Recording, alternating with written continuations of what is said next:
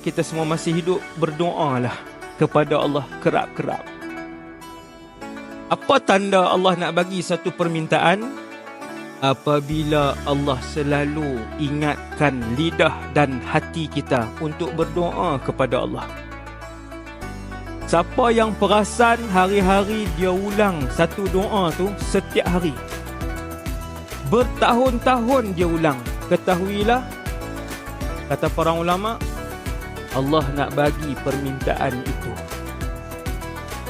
Kalau tiap-tiap hari dia tak pernah lupa untuk minta syurga Firdaus berbelas-belas kali sehari, bergembiralah, ulama kata insya-Allah Allah akan bagi perkara tu. Minta tak syurga hari ni? Daripada pagi kita bangun, siapa yang bangun je, Allah lintaskan di akal dia, ya Allah,